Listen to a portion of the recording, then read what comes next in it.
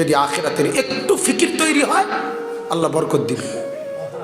এক ফোঁটা চোখের পানি যদি পড়ে, এই ফোঁটা চোখের পানি মাওলা যদি কবুল করে, তোমারে আল্লাহ আল্লাহর ওলি বানায় দিবে।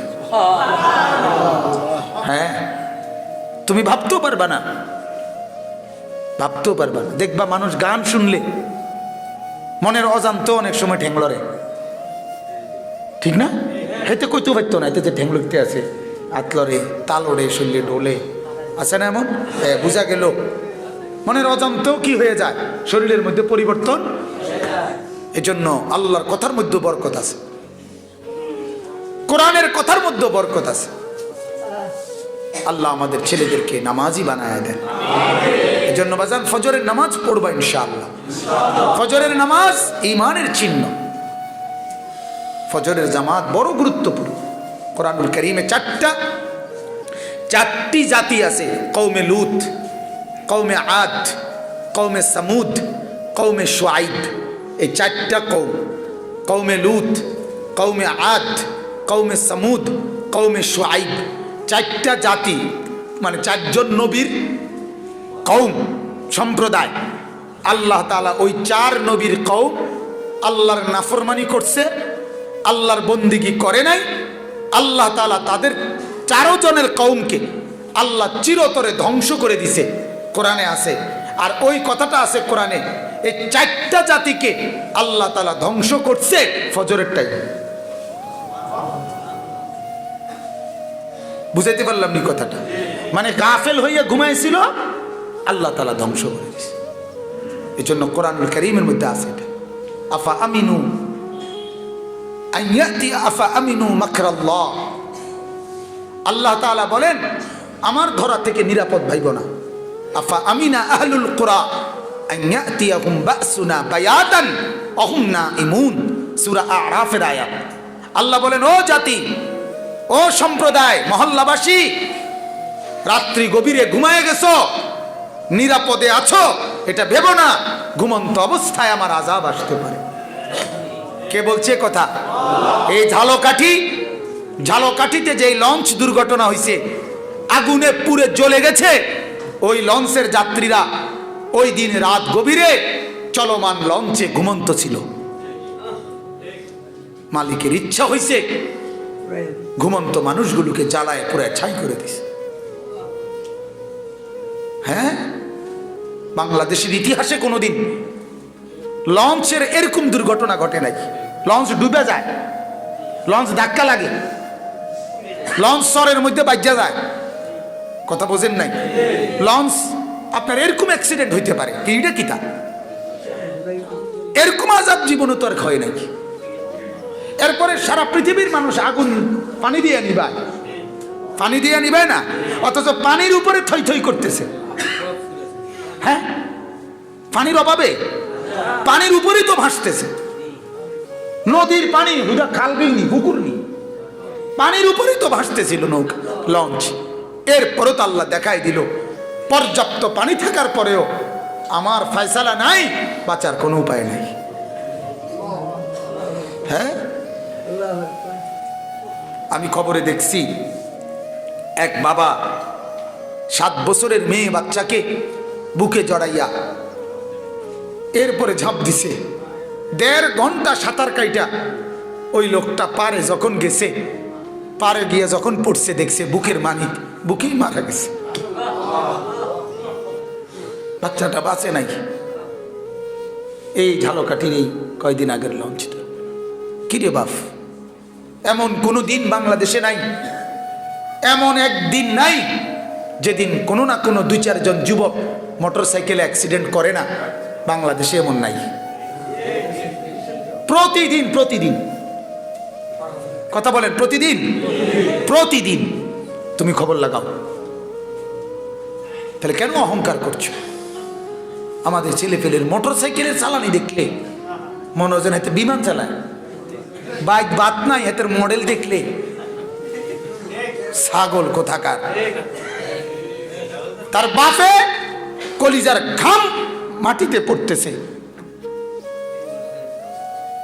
তার বাবা হয়তো ওই ফুলকপি পাতাকপি ক্ষেতের কাজ করতেছে, তার বাপে হয়তো অটো চালাইতেছে, আর এই জানোয়ারে জমিদারের মতো বাপসাপ লইয়া মোবাইল চালাইতে আছে।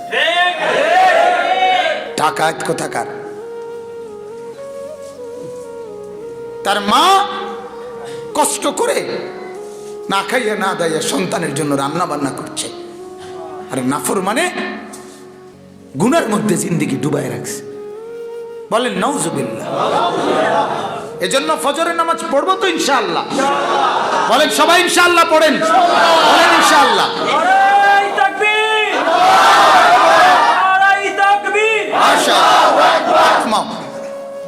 ধোকা দিও না বাজান, ধোকা দিও না। আল্লাহর সাথে ধোকা দিলে আটকে যাবা, আল্লাহ ছাড় দিবে না। আমার শায়েখ আল্লামা মুফতি মুশতাকুন নবী সাহেব হুজুর বলে, আল্লাহ ছাড় দেয়, ছেড়ে দেয় না। আল্লাহ তাআলা ছাড় দেয়, কি দেয় না? হ্যাঁ, মানে নাটাই যেই ছেলে ঘুরি উড়ায় হে সুতা ছাড়ে, নাটাই ছাড়ে না। কি ছাড়ে না? কি ছাড়ে? সুতা ছাড়ে দোস্ত, কিন্তু কি ছাড়ে না? নাটাই ছাড়ে না। হ্যাঁ, গুড্ডি এক সময় সুতা ছাড়তে ছাড়তে উর্ফে গিয়ে ঘুরি হেতে আর হেতের ওই ফোলারে দেখে না, ছেলেটাও গুড্ডিটা দেখে না। তারপরেও ছেলেটা মাঝে মধ্যে নাটাইয়ের আগার মধ্যে সুতা টান দিয়ে দিয়া হেতেরে কয়, দোস্ত আমি আসি, গেছি না। কি ছাড়ি নাই? নাটাই ছাড়ি নাই। আর আল্লাহ বলে, আমি আল্লাহ তাআলা 60 বছরের হায়াতের সুতা না ছাড়ছি, কিন্তু নাটাই ছাড়ি নাই। নাটাই আমার হাতে, আর আমার সুতা যত দূরেই যায় আমি 24 ঘন্টা আমার নজরে দেখি। হ্যাঁ, আমরা বাংলাদেশের লোক যখন আমেরিকা চলে যায় আল্লাহ দেখে না, মানুষ যখন পানির তলে ডুব দেয় আল্লাহ দেখে না। তো আলাম ইয়ালাম বিআন্নাল্লাহ ইয়ারা, আল্লাহ বলে বান্দা জানো কিনা আমি কিন্তু সারাক্ষণ তোমাকে দেখি। কতক্ষণ? বলেন আলহামদুলিল্লাহ। অনেক লম্বা করে ফেলছি এই কথাটা। যাই হোক, ফজরের গুরুত্ব বললাম। এখন আসেন, ওই আব্দুর রহমান ইবনে মুলজিম, ওই কাফের, ওই বেঈমান লোকটা হযরতে আলী রাদিয়াল্লাহু তাআলা আনহু ফজরের নামাজ পড়ার জন্য আসতেছিলেন। এই সময় তরবারির একটা কোপ দিছে আলীকে, খলিফা উনি। এক কোপে হযরতে আলী রাদিয়াল্লাহু তাআলা আনহু পড়তে পড়তে শহীদ হয়ে গেছে। কিন্তু আশ্চর্যের একটা কথা আছে, এই শহীদ হওয়ার সময় পড়তে পড়তে হযরতে আলী চিৎকার করে একটা কথা শুধু বলছে, ফুস্তু ওয়া রাব্বিল কাবা। হযরতে আলী বলছে, কাবার রবের কসম, আমি আলী সফল হয়ে গেলাম, কামিয়াব হয়ে গেলাম। অথচ মরে যাচ্ছে, গর্দান মধ্যে কোপ দিছে। উনি কয় কি, আমি কি হলাম? অর্থাৎ তুই ব্যর্থ হইলি বেঈমান, আমি ঈমান নিয়ে মরছি, আমি নামাজের দিকে রওনা অবস্থায় মরছি, আমি কামিয়াব। এইটা আছে কিতাবে।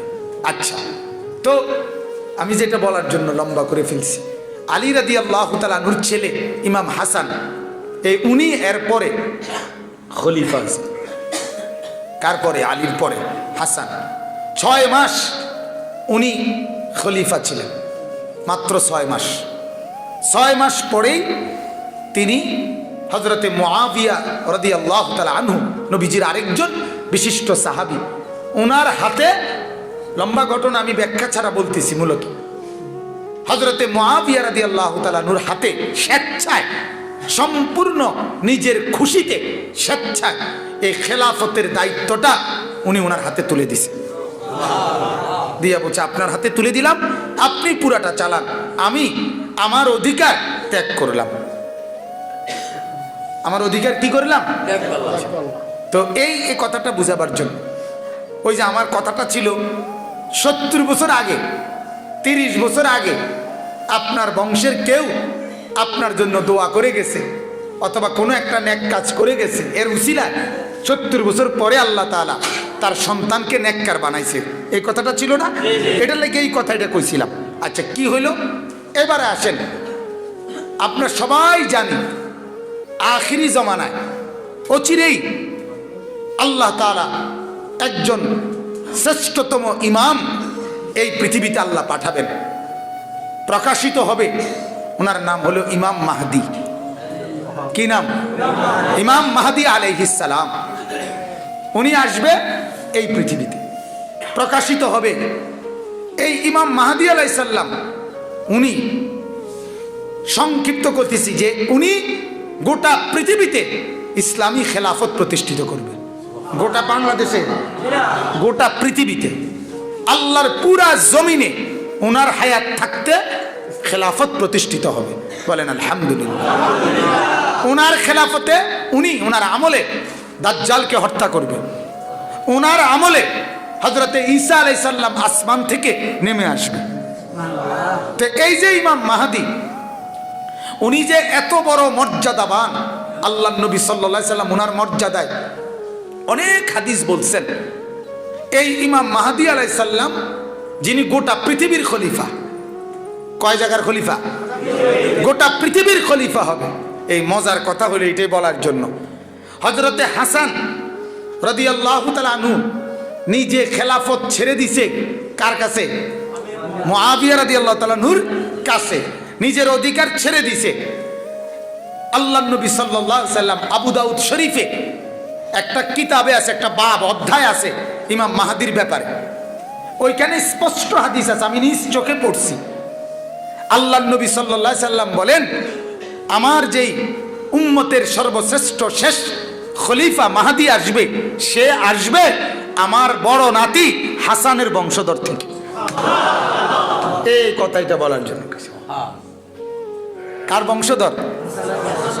হাসান, হাসানের বংশধর। তাইলে হাসান খেলাফত ছাড়ছে কখন? সেই আলীর পরে কত আগে? 1000 বছরের চাইতে বেশি।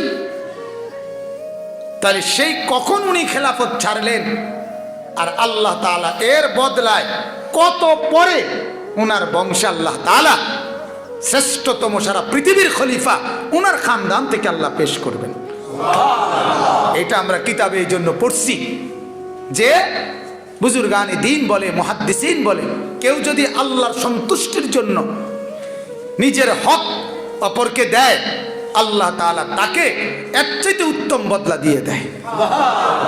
তাহলে আমি বললাম আজকে, ওই আমার কথা ছিল এটাই, আজকে তুমি শোনো, আজকে তুমি এক ফোঁটা চোখের পানি ফেলো, আজকে একটু বিবেক জাগাও, কমপক্ষে এতটুকু মনটারে বলো যে আসলেই ঠিক কইছে। কথা বলেন না? আসলেই আমার নামাজ পড়া দরকার। ভাইয়া আমরা কও না, এই যে আমরা যারা এখানে বসছি আসলে দরকার নেই, ফজরের নামাজ পড়া দরকার নেই, আমরা নেককার হওয়া দরকার নেই, আমরা জান্নাতি হওয়া দরকার নেই, আমরা জাহান্নাম থেকে বাঁচা দরকার কিনা এতদূর কমপক্ষে বুঝলাম। কলজারে পাথর বানায় লাইও না, এরম মনে না যিনি কয় হুজুররা কয় না রে, হুজুরার এত কথা দূরে চলন যাইত না, হুজুরা যত কয় অত না। আমার বাজান, আমি যত কই তত না। আমরা যা বলি তার যদি 100 ভাগের 1 ভাগও জাহান্নামের আযাব হয়, তাইলেও তো তুমি সহ্য করতে পারতে না। বুঝেন নাই? এমনি 1 কোটি ভাগের 1 ভাগও যদি হয়, আর অথচ আমরা যা কই তত না, আসলে এটাই ঠিক। আমরা যত কই অত না, বরং তার চাইতে কোটি গুণ বেশি। তুমি যেটারে কম মনে করছো, এটা কম না, আমরা বেশি বেশি বেশি। জান্নাতের পূর্ণ বর্ণনা, জাহান্নামের পূর্ণ বর্ণনা কোনো মানুষের পক্ষে দেওয়া সম্ভব না। এটা আল্লাহ বলছে, হাদিসে কুদসিতে আছে, আল্লাহ বলে আমার জান্নাত এমন মালা আইনুন রাআত ওয়ালা উদুনুন সামিআত ওয়ালা খাতারা আলা কলবি বাশার। কেমনে কইব তাহলে? কেমনে বলুম আমি? শুধু কিছু বর্ণনা, শুধু কিছু আলোচনা তুলে ধরা। তাইলে যত কই তত না, কেন তত তাই বেশি, তার চাইতে কম না বেশি? ভাইয়া বেশি বেশি, অনেক বেশি, অনেক বেশি।